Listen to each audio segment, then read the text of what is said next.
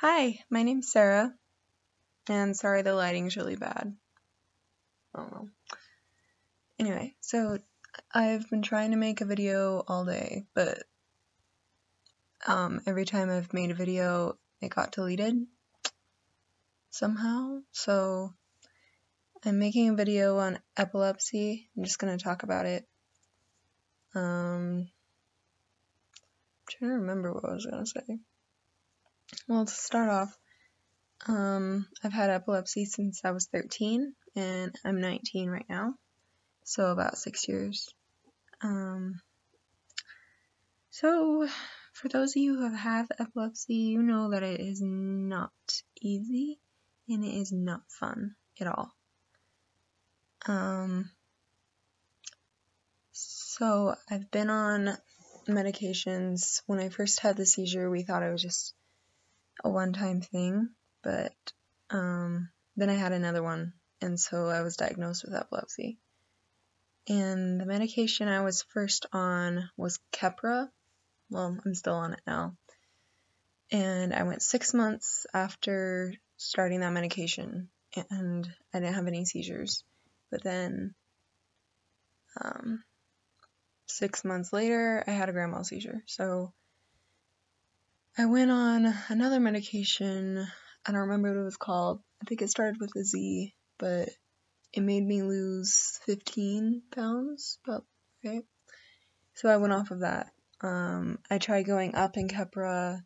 That made me, well, it's kind of, one of the side effects is, your mood can change. And I got really mean, and it was not fun, and my temper was just terrible. So I went off, I just lowered the dose. So then I tried another medication, which I'm still on now. It's Trileptal, and that's helped.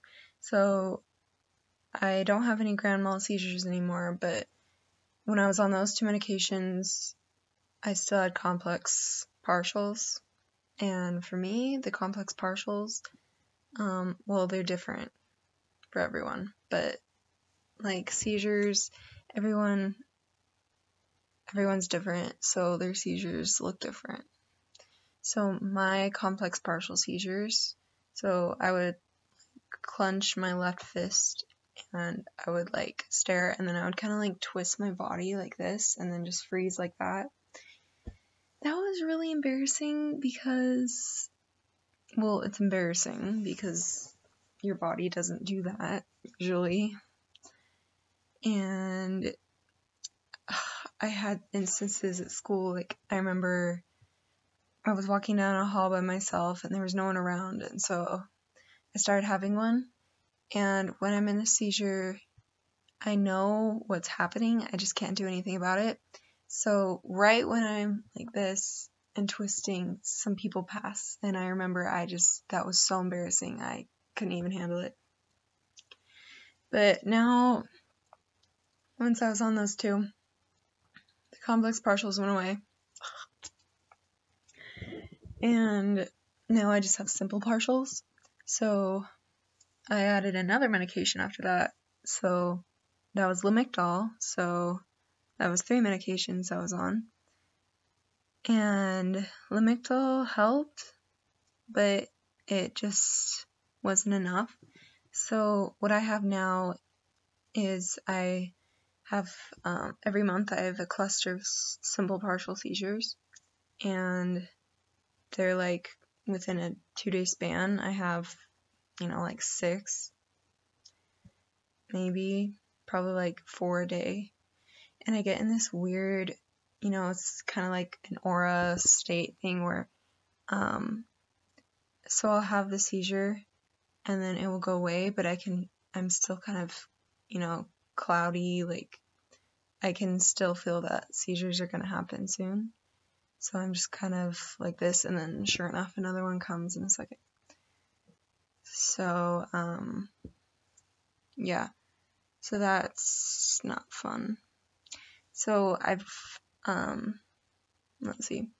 A couple months ago, my neurologist put me on a new medication, Vimpat. That was miserable.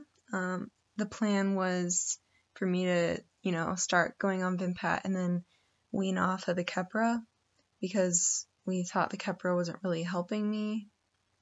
And so even though I had gone up in the Keppra, it still wasn't doing anything. And so the neurologist never told me, like, she never really specified when I was going to go off of it. So, like, she didn't really specify what I was supposed to do about that. So I continued to take the Vimpat, and I got double vision, and I was dizzy every single day. And it was so bad that I had to go home from work sometimes because I couldn't even, because I'm a cashier, and I couldn't even look at the board. I couldn't read because it was so bad. And so I told, I was talking to my mom about it, and she said, sometimes it takes a while for your body to adjust to it. So, I kept taking it.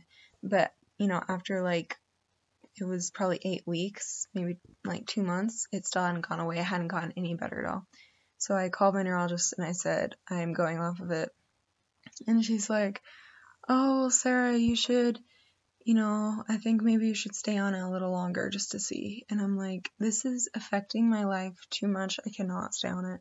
So I didn't, and I went off, and I feel a lot better. Way better. And so I'm off of that. Oh yeah, I want to talk about, so ever since I was diagnosed, I've had all these tests done to see where my seizures are coming from and why I even have them.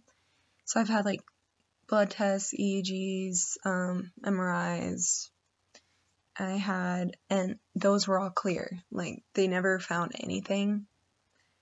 And so one day, this was 2 years ago, and I was still going to Primary Children's Hospital. My neurologist suggested that I try the 3 to 5 day EEG at the hospital. She explained what would happen, and I was terrified. I'd never been so scared in my whole life, but, I went with it. And I thought, so basically what they do is you're in the hospital, from 3 to 5 days.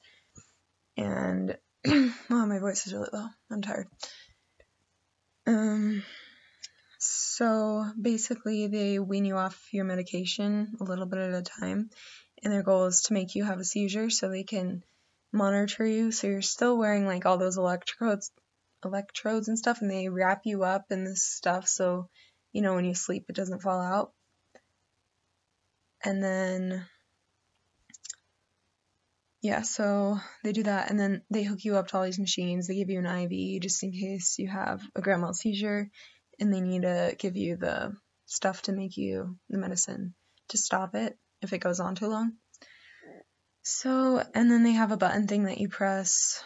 If you feel one coming on, then it can mark it in the little monitor thing. So while I was there, they only weaned me off barely a fourth of my medication, and I had a grand mal seizure the next morning. And then, so while I was there, I had 3 grand mal seizures and a bunch of small little seizures. And so that was terrifying. I've never been that scared in my whole life. After I got out, the epileptologist who looked over the results said that he wanted me to get another MRI. So, except the MRIs and EEGs never showed anything, ever. So he said he wanted me to get a special MRI done where it goes deeper into your brain. And, I was I've gotten MRIs done before, I never show anything, so I really didn't hope for anything. But the results came back, and I actually know why I have seizures now. When I was a baby, when I was growing, the some neurons in my brain, like cluster of neurons, didn't form correctly. And so I don't know why, but I didn't start having seizures till I was 13. So when I found out why I had seizures, I was really excited, and I thought that, even though I have seizures, at least I know why. And that happiness lasted for maybe a couple days, a week, and now I'm back to being this, and it's really hard. So when the epileptologist was looking over the report, he said that I wasn't a good candidate for surgery because the cluster is too far back in my brain, and so I'm not a good candidate, which I'm really thankful for, because brain surgery terrifies me. So a little while ago, my mom and I were talking, and she said that maybe I could get the VNS, and we were just talking about it, but I kept saying no because I was terrified at the thought of having something implanted inside of me. And I mean, I'm not thrilled at the thought of it, but so I said no. But then one day I don't know, I'd had a lot of seizures and something just happened, so I'm like, I didn't care. I was just like, I'm gonna get this VNS thing. I'm ready to try anything. So I talked to my neurologist about it, and she gave me the packet, and she referred me to the surgeon and the neurosurgeon, and so I had an appointment with him, and we set up the appointment. So I've been doing a lot of research. Well, I've been doing more and more research on the vagal nerve stimulator, the VNS, vagus nerve stimulator. And, I was really scared at first, but actually, I've done tons of research on it, and it's not as scary as I thought it would be. And, it's not as scary as I thought, it sounded.